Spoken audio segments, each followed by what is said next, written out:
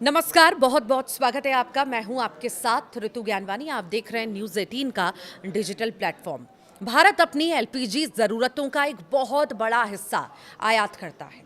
Saudi अरब, UAE, Iraq और Qatar जैसे देशों से आने वाले गैस टैंकरों के लिए होर्मुज जल डमरू मध्य ही सबसे छोटा और सस्ता रास्ता है। इसके बाधित होने से एलपीजी सप्लाई पर बहुत बुरा असर पड़ा।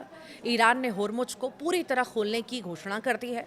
अमेरिका ईरान युद्ध की वजह से पिछले 47 दिनों से ज़्यादा से ये मार्ग लगभग बंद पड़ा था। दुनिया का लगभग 20% तेल और भारी मात्रा में एलपीजी इसी संकीर्ण रास्ते से होकर गुजरता है। जब ये मार्ग बंद हुआ तो भारत जैसे देशों के लिए गैस और तेल की आपूर्ति का संकट खड़ा हो गया।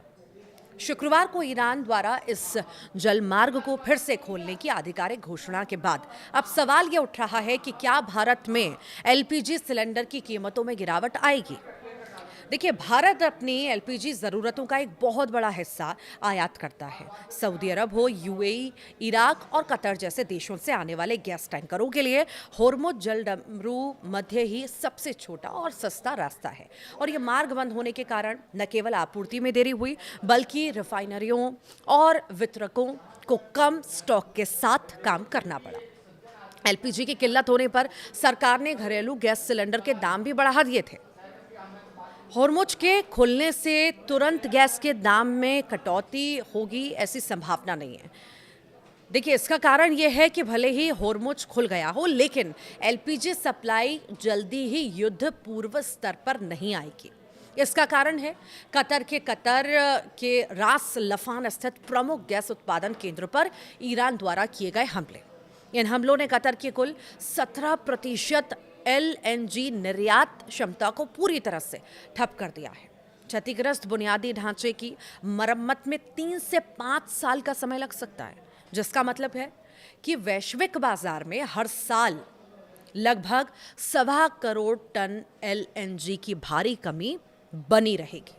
कतर से भारत सबसे ज़्यादा प्राकृतिक गैस आयात करता है।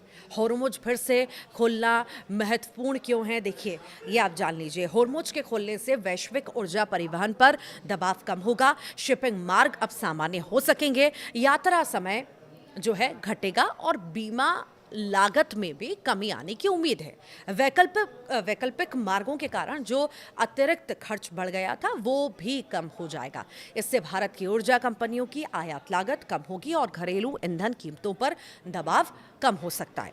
भारतीय आयातकों को फिर से ज़्यादा विकल्प मिलेंगे, वहीं विखाड़ी देशों के व्यापक समूह से खरीदारी कर सकेंगे और बेहतर शर्तों पर सौदे भी कर पाएंगे।